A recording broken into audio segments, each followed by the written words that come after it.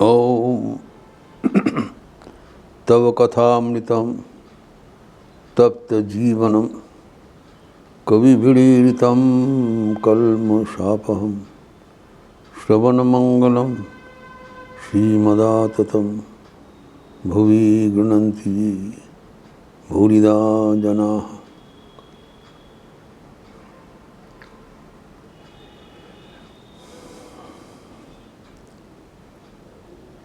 ध्यान लाभ हेतु शारीरिक एवं मानसिक नियंत्रण का बात चल रहा था। पतंजलि योग सूत्र अनुसार यमादि पंच प्रकार हम लोग चर्चा किए हैं। अहिंसा, सत्य, अस्तियत चोरी नहीं करना, ब्रह्मचर्य कॉन्टिनेंस पवित्र रहना काय मन वाक्य में, एवं अपरिग्रह प्रयोजन से अतिरिक्त कुछ नहीं लेना या संचय करना। ये करने से न केवल मन शांत रहता है, मन में नाना प्रकार विभूतियाँ भी प्रकाशित होता है, उससे सचेतन रहना। इसके आगे कहते हैं मानसिक नियंत्रण, आभ्यंतरीण इंटरनल कंट्रोल, वो पंच प्रकार है। नियम शौच संतोष तपः स्वाध्याय ईश्वर प्रणिधानानि नियमाः। पतंजलि योग सूत्र के अनुसार 5 प्रकार है। शौच अर्थात शुद्धिता,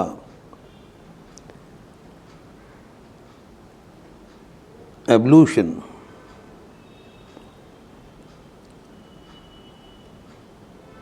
संतोष कंटेंटमेंट, संतुष्ट रहना, तपः कृच्छता साधन,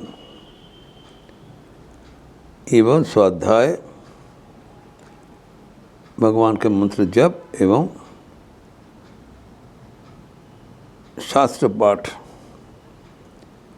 ईश्वर प्रणिधानानि भगवान के चिंतन एवं भगवान के चरणों में सर्व कर्मफल समर्पण। अभी प्रत्येक जो विषय में थोड़ा विस्तार होना जरूरी है। पहले बताया शौच, एवोल्यूशन। हम लोग स्नान आदि करते हैं, शारीरिक शौच, शरीर को साफ रखना, शुद्धिता। इसमें जो शौच है, इसमें कायिक, वाचिक, मानसिक 3 प्रकार का शौच का अर्थ सन्निहित है। न केवल शरीर को शुद्ध रखना है, पवित्र रखना है, साफ रखना है, शरीर का स्वभाव भी है वो गंदगी फैल जाता है। अगर नियमित रूप से हम स्नान आदि नहीं करेंगे तो शरीर गंदा हो जाएगा, और अपवित्र शरीर होने से मन भी कलुषित हो जाएगा। तो मन को स्वच्छता के लिए शारीरिक स्वच्छता प्रथम एक प्रयोजन, इसलिए कहा गया है स्नान आदि अवश्य कर्तव्य है। लेकिन सिर्फ स्नान आदि करने से ही हमारे सोच का पालन नहीं होगा। इसके साथ साथ मन में भी कभी कुचिंतन नहीं लाना। सदैव जो पवित्र चिंतन होना चाहिए। शारीरिक स्नान आदि नियमित हो रहा है, लेकिन मन में हम विषय चिंतन कर रहे हैं, जो अपवित्र चिंतन कर रहे हैं, नाना प्रकार का कामना वासना का चिंतन कर रहे हैं, तो सोच पालन नहीं होगा। हमारे सब कुछ का जो लक्ष्य है मन को शांत रखना। ऐसे ना करे ताकि मन अशांत हो जाए। तो मन अशांत नहीं रखने से मन को साफ रखना जरूरी है। मन को कहा गया है मन का दो बीमारियां हैं, एक है मन चंचल है और एक मन साफ नहीं है, गंदगी है। तो मन को जो अपवित्रता वो क्या है, what is the pollution in the mind, वो है नाना प्रकार का कामना वासना, various desires in the mind, embedded in the mind. जन्म जन्मांतर के संस्कार राशि के हेतु मन में छिपा हुआ अनेक प्रकार कामना वासना है। जब हम मन को एकाग्र करने के लिए प्रयास करते हैं तब भीतर में छिपा हुआ वो सब कामना वासना वो सरफेस में आ जाता है और मन को हिला देते हैं। तो इसको जो शारीरिक सोच तो आसान है, हम नियमित स्नान आदि कर लिया जो हम लोग सभी लोग करते हैं, तो उसमें शारीरिक सोच होता है, लेकिन मानसिक सोच इतना आसान नहीं है। तो इसे भगवद गीता में कहा गया है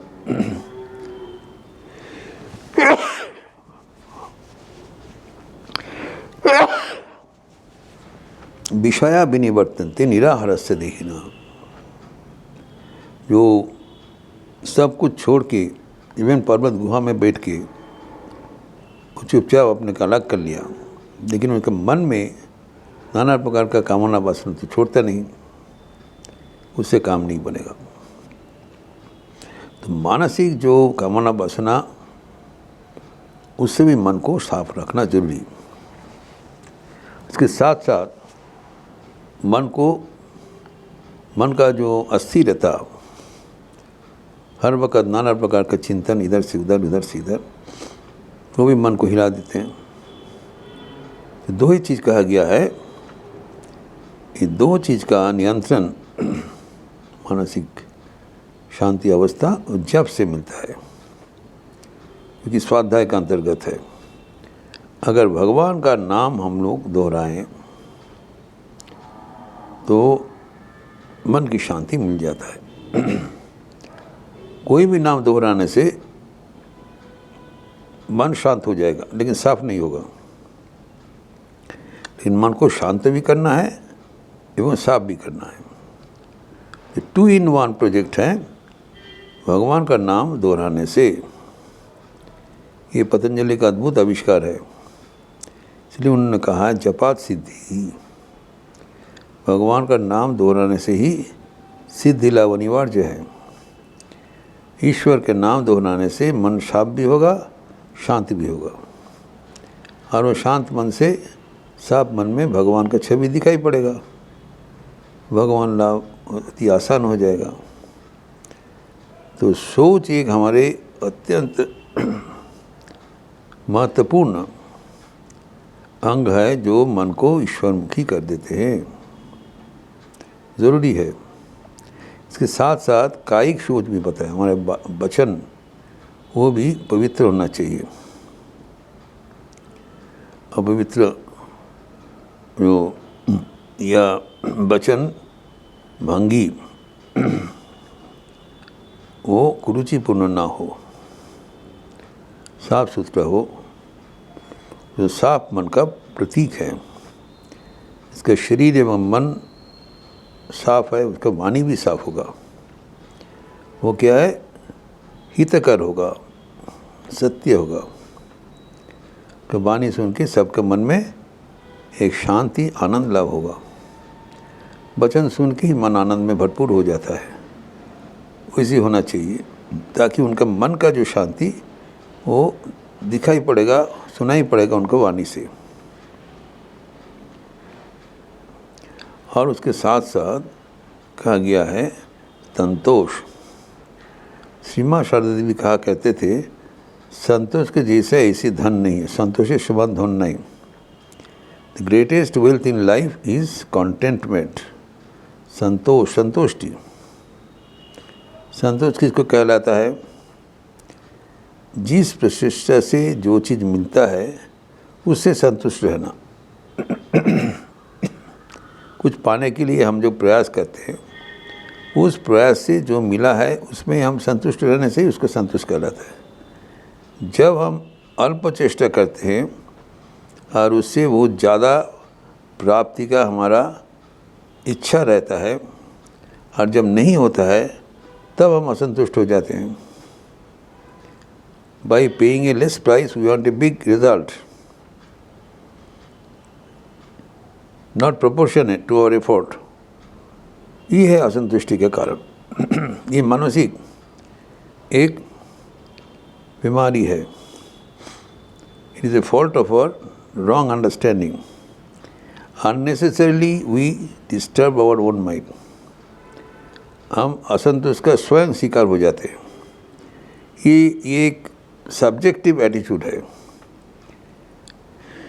जो हमारे जो मानसिक शांति वो बनी रखने के लिए मेरा स्वयं का प्रभाव होना चाहिए। हम स्वयं ही अपने मन को बिगाड़ देते हैं असंतुष्ट होकर। इसलिए कहा गया है यदृच्छा लाभ संतुष्ट द्वंद्वातीतो विमर्शः। जो हमें प्रचेष्टा से मिला है उससे हम संतुष्ट उठाना चाहिए, असंतुष्ट नहीं होना चाहिए। क्योंकि ये जागतिक जो प्राप्ति वो है तात्कालिक, बराबर टिकने वाला नहीं है, टेम्पोररी। उसे ज़्यादा ध्यान नहीं देना चाहिए, ज़्यादा गुरुत्व नहीं देना चाहिए। तो आएगा चला जाएगा। गुरुत्व है ईश्वर प्राप्ति। ईश्वर हमारे सबसे ज़्यादा कीमती है, उसके लिए हम प्रयास होना चाहिए। जागतिक जो चेष्टा से जो मिलता है वो बराबर है, कम बेसी से हमें कोई ध्यान नहीं देना चाहिए। तो यही जो मानसिकता है, ये मानसिकता ही हमारे मन को शांत कर देते हैं एवं ईश्वर अभिमुखी रखते हैं, वो इम्पोर्टेंट है। एवं इसके साथ साथ होना चाहिए तपस। तपस मतलब ताप देना, उत्तप्त करना। हमारे मन को उत्तप्त करने का उपाय है मन में कृच्छ्रता साधन, ऑस्टेरिटी। एवं जो राजयोग के अंतर्गत शारीरिक व्यायाम एवं प्राणायाम, इससे भी हमारे मन जो तपस्या का भाव हो जाता है। जब हम कृच्छ्रता साधन करते हैं तब क्या होता है, we develop a protective retention power. उत्तप्त हो जाता है हमारे शरीर मन, ताकि हमारे मन ईश्वर लाभ करने के लिए प्रस्तुत रहे, तैयार रहे। ये जो नियमादि साधन का जो शौच संतोष तप हम लोग चर्चा किए हैं, ये प्राथमिक 3 उपाय है। इसके आगे है स्वाध्याय एवं ईश्वर प्रणिधान। इसका विस्तार हम अगले दिन करेंगे। ओम शांति शांति शांति। हरि ओम तत्सत। श्री राम कृष्णार्पणमस्तु। आज शुक्रवार का अवसर है, 10:30 बजे माँ की मधुस्मृतियाँ श्री माँ शारदा देवी की ऊपर आधारित पुस्तक का पठन एवं प्रवचन शारदा संघ के क्लास में होगा 10:30 बजे से। एवं शाम को संध्या ऋतु के उपरांत श्रीमद् भगवद गीता के परिवर्त में राम नाम संकीर्तन, कारण आज एकादशी तिथि है, उसको लिपि दिया जाएगा और सब मिलकर राम नाम संकीर्तन का भजन होगा। ये दोनों ही अनुष्ठान में आपका स्वागत है। अच्छे रहिए, स्वस्थ रहिए, आनंद में रहिए। नमस्कार।